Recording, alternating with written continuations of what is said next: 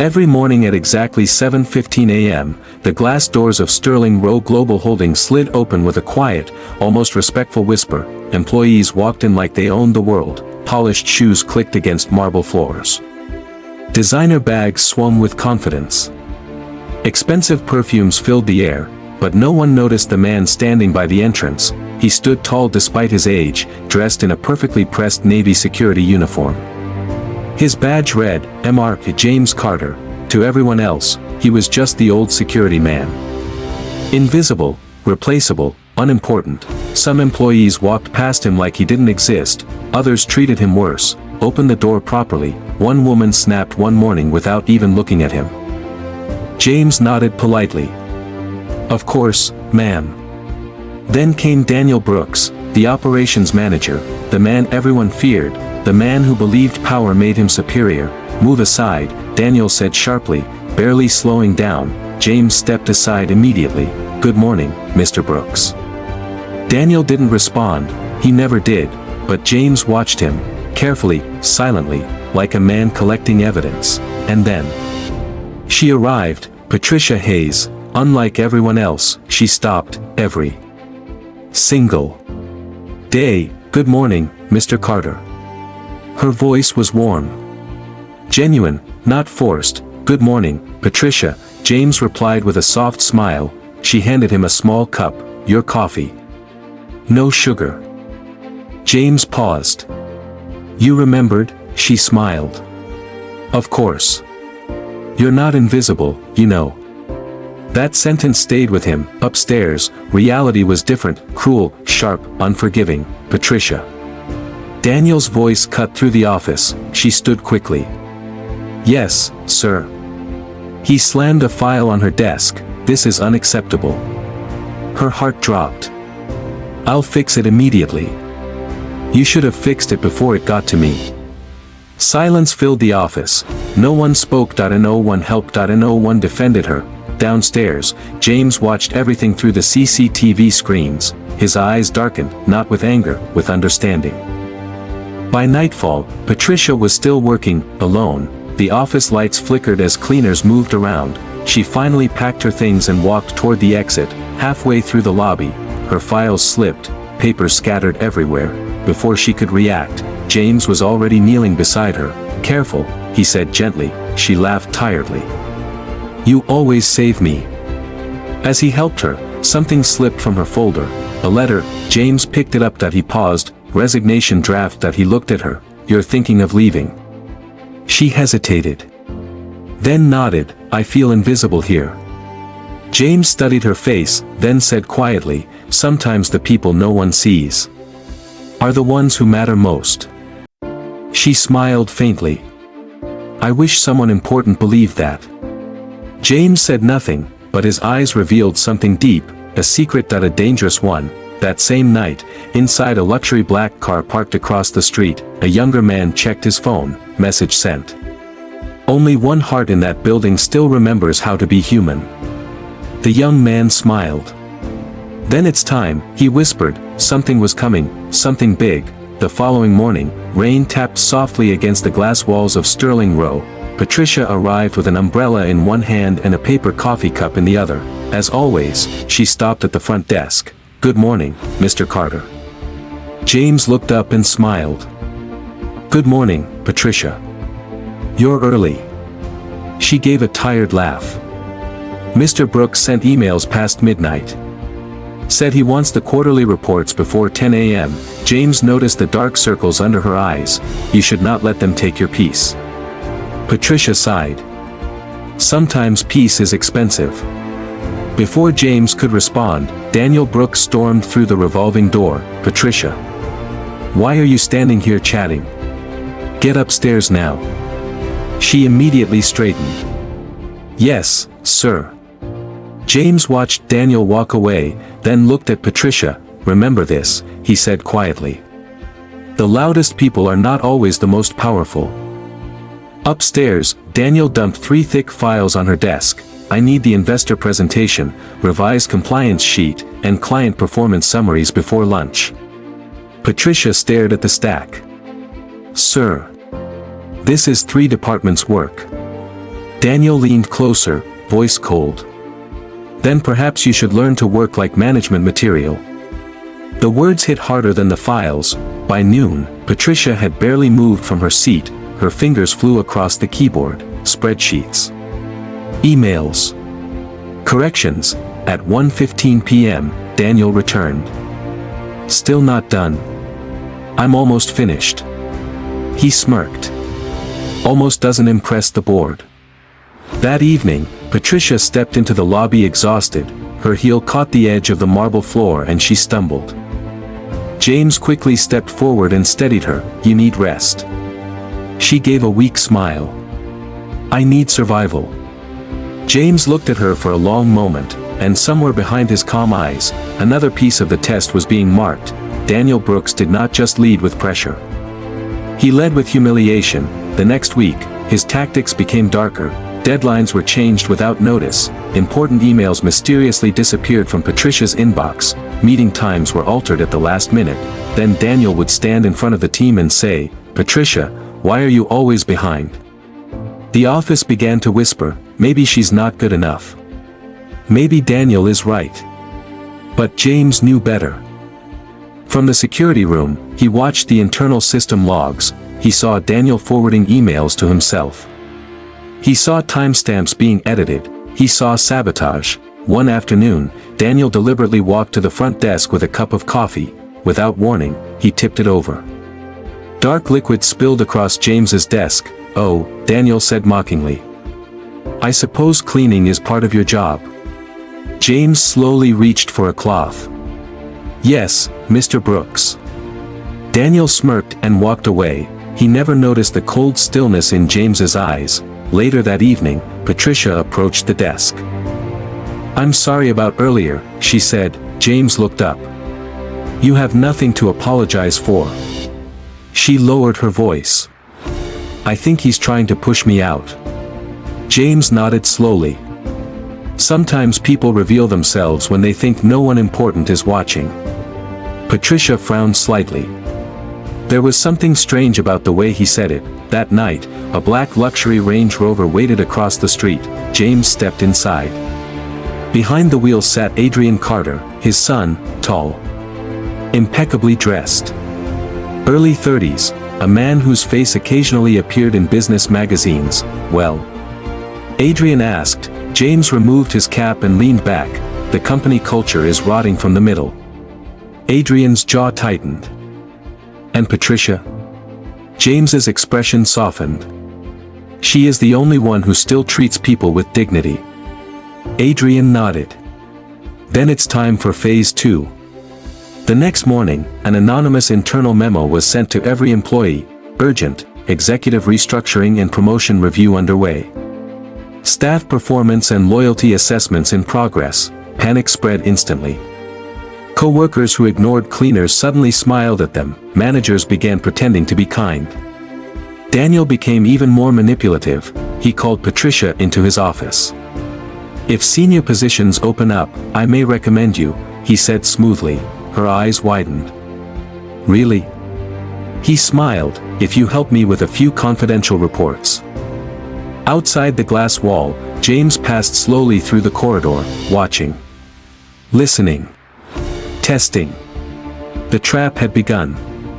And Daniel was walking straight into it.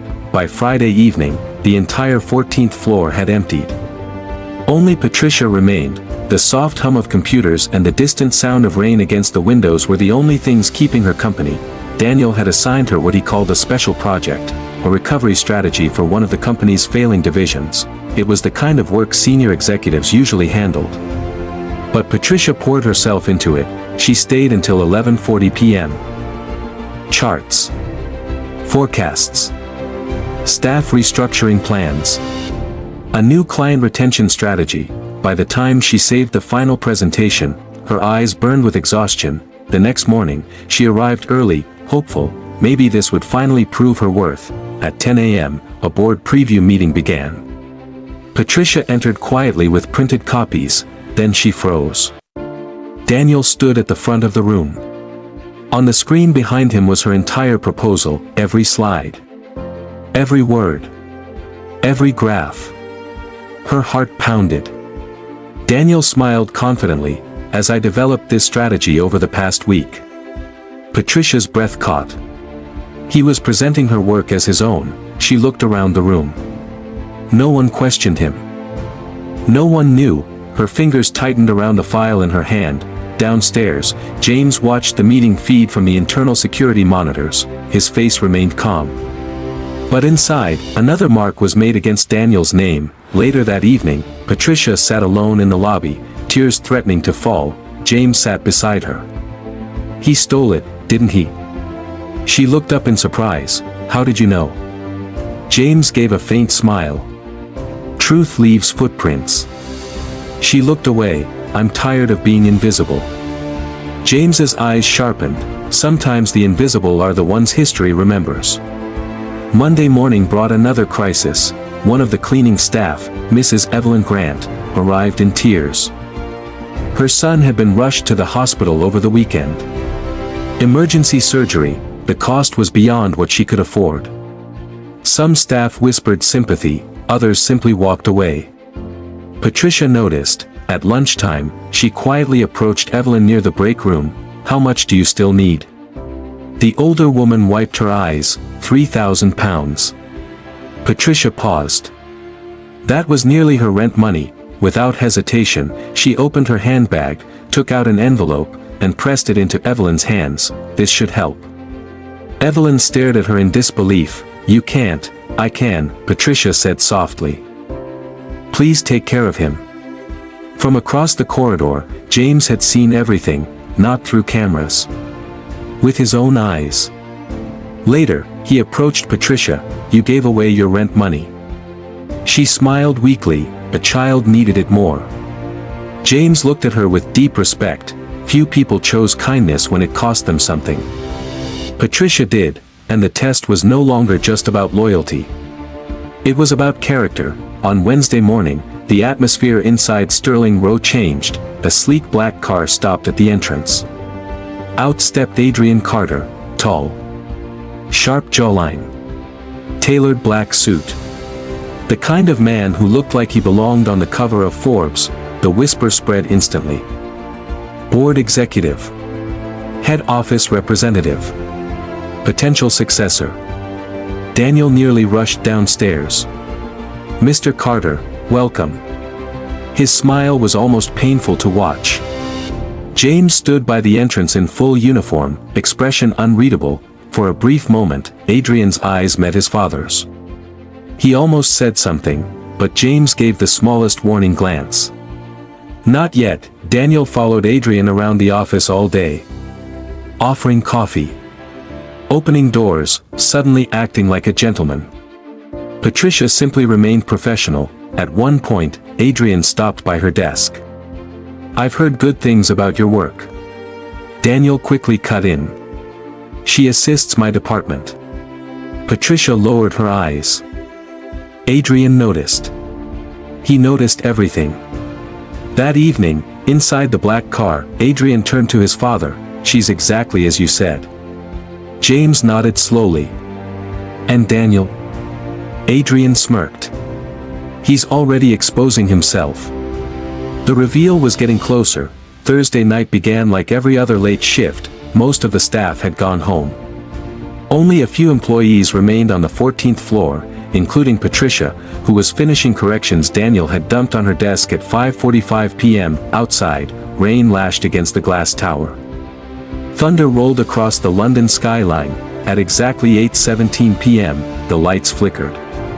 Then came the smell. Smoke.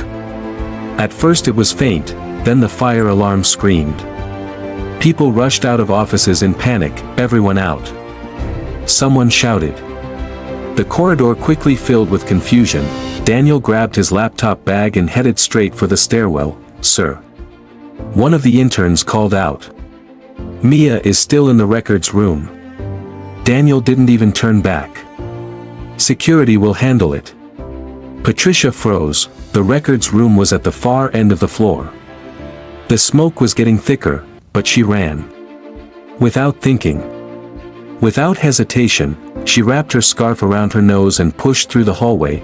Inside the records room, Mia was crouched near the floor, coughing. "I can't breathe," the young intern cried. Patricia dropped beside her. "It's okay. I've got you." At that exact moment, James burst through the smoke. "Patricia." His voice was firm, commanding. For the first time, she heard something in his tone that sounded less like a guard and more like a leader. Together, they guided Mia out through the emergency stairwell. As they emerged into the lobby, firefighters rushed in. The staff stared. Daniel stood there, pretending concern. James's eyes locked on him. Another test failed. The next morning, an urgent message was sent to all department heads and selected staff. Mandatory boardroom attendance, 10 a.m., no explanation. No agenda. Only a time. Fear spread quickly. Daniel assumed this was it. Promotion. Recognition. After all, he had presented the recovery plan and positioned himself as the hero after the fire. At 10 a.m., the boardroom doors opened. The long oak table gleamed beneath soft lights. Senior executives sat in silence. Patricia had been unexpectedly invited. She sat near the far end, confused. Then Adrian Carter entered. The room immediately straightened. Daniel stood. "Mr. Carter, pleasure to see you again." Adrian gave only a polite nod, then he spoke. "Today, we will review staff conduct, leadership, and loyalty." Daniel's confidence flickered. On the large screen behind Adrian, CCTV footage began to play. The fire. Daniel running. Patricia rescuing Mia. Silence. Daniel's face tightened, then another clip. The board presentation. Time stamps. File metadata, proof the proposal belonged to Patricia. A murmur spread through the room. Patricia stared at the screen in disbelief. Daniel's perfect image was beginning to crack, but the biggest shock had not yet arrived. Adrian looked toward the door. "Please come in." The doors opened slowly. Every eye turned. Into the boardroom walked James Carter. Still wearing his Navy security uniform, a few people exchanged confused looks. Daniel actually laughed. "Why is security in a board meeting?" Adrian's expression went cold. "Because," he said slowly, "this man is James Carter." He paused. "The founder and CEO of Sterling Rowe Global Holdings." Silence. Absolute silence. Patricia's breath caught. Daniel's face drained of all color. James stepped forward calmly. For the first time, he removed his cap. The room shifted. The old security guard was gone. Standing before them was authority. Power. Ownership. "For 6 months, James said, voice steady and powerful, I stood at the entrance of this company and watched how each of you treated people when you believed they had no power." His eyes swept the room. "I was not testing performance. I was testing character." Daniel sank into his chair. The trap had fully closed. James stood at the head of the table. No longer quiet. No longer invisible. His voice filled the room. "Mr. Brooks." Daniel slowly stood. "You humiliated junior staff. You stole intellectual work, you manipulated communication systems. And when danger came, you ran." Each sentence landed like a hammer. Then James turned toward Patricia. "Ms. Hayes." She stood, visibly shaken. "You showed kindness when no reward was promised, you gave help when it cost you personally. And when others ran, you stayed to save someone else." Patricia's eyes filled with tears. James looked around the boardroom. This company was built on trust and dignity. Some of you forgot that. He faced Daniel again. "Effective immediately, your employment is terminated." The room fell silent. Real security officers stepped forward. The irony hit everyone. Daniel was being escorted out by the very people he had looked down on. After Daniel was escorted out, James turned toward Patricia. The room waited. "Ms. Hayes," he said warmly, "for demonstrating integrity, courage, and humanity." He paused. I am appointing you as Executive Operations Director, effective immediately." Patricia covered her mouth in shock. The same people who once ignored her now stared in stunned silence. James smiled. "You respected a man you believed had no power. That tells me exactly how you will lead when you do." The board applauded. Adrian nodded with quiet approval. Patricia looked at James. "Why did you do all this?" James answered softly. "Because companies do not fail from poor profits. They fail when character dies." She nodded slowly. At that moment, everyone in the room understood the lesson: titles can hide truth. But kindness reveals who people really are. Life lesson: never treat anyone with disdain because of their position. The way you treat people who seem powerless reveals your true character. Respect, kindness, and integrity will always return to you. Karma may be slow, but it never forgets. If you enjoy this story, please kindly like, comment and subscribe for more life lesson.